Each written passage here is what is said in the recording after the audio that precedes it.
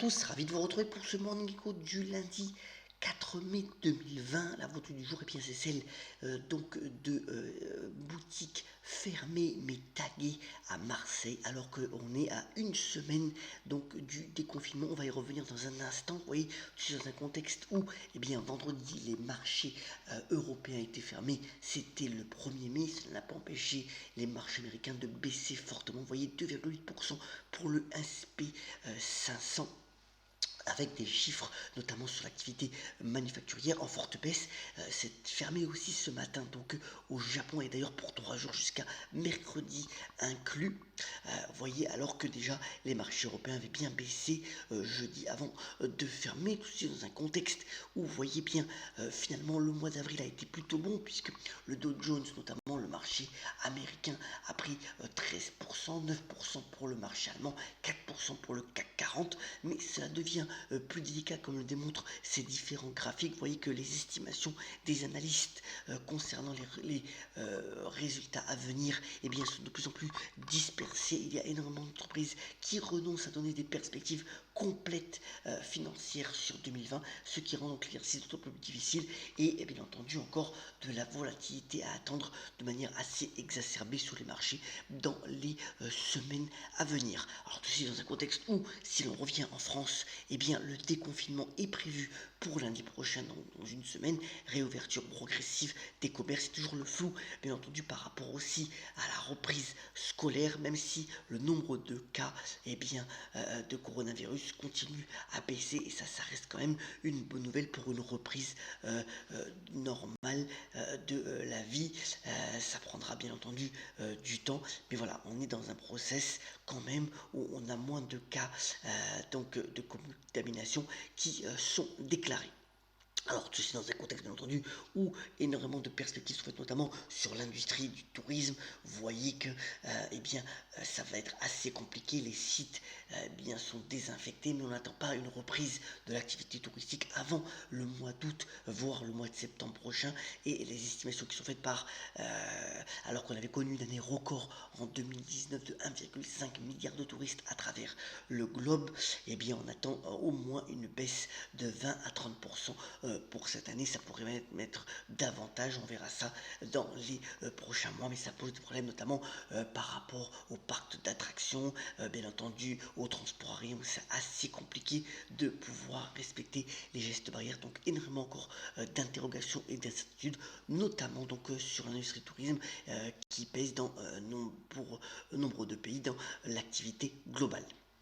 Alors comme d'habitude, je vous ai mis donc le calendrier de la semaine. On aura des chiffres clés, notamment sur le niveau d'activité de service tant outre-Atlantique qu'en Europe. Le rapport sur l'emploi aux États-Unis est aussi assez attendu ce vendredi, alors qu'énormément de chiffres d'entreprises vont encore sortir d'ailleurs dans différents secteurs d'activité, ce qui permettra de donner un peu le pouls finalement de l'activité, de ces perspectives. Ça va être intéressant de scruter cela, et on les commentera donc jour après jour cette semaine. Alors venons-en à l'actualité. D'abord aux États-Unis, on a eu un tweet assez édifiant donc de Elon Musk, le patron de Tesla, qui a dit que finalement le cours de son action était trop élevé par rapport aux perspectives d'activité, même si les résultats étaient plutôt bons. On en avait parlé la semaine dernière. L'action Tesla a perdu 10%. Et puis Warren Buffett, celui qu'on appelle l'oracle d'Omaha sur les marchés financiers, perd un peu de sa superbe. Vous voyez que son action phare,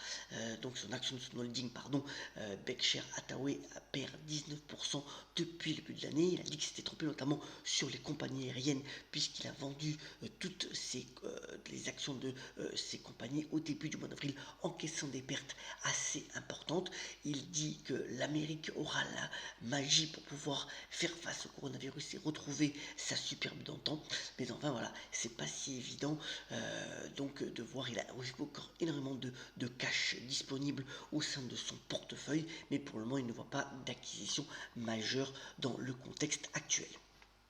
Autre point aussi qui a été révélé ce week-end, c'est qu'après donc Air France, après Renault, eh bien l'État français vient au secours d'Europecar Mobility, donc le loueur de voitures en particulier. Donc là, ça va être 220 millions d'euros de lignes de crédit qui vont être données aux loueurs, qui renoncent d'ailleurs à ses dividendes à la fois pour 2020 et 2021. Vous savez qu'Europecar est présent dans 21 pays. Vous voyez que l'action eh bien, a énormément baissé, moins 86% si l'on regarde sur 5 ans. Et donc c'est un plan de sauvetage en bonne et due forme qui est mis en place donc pour le loueur automobile.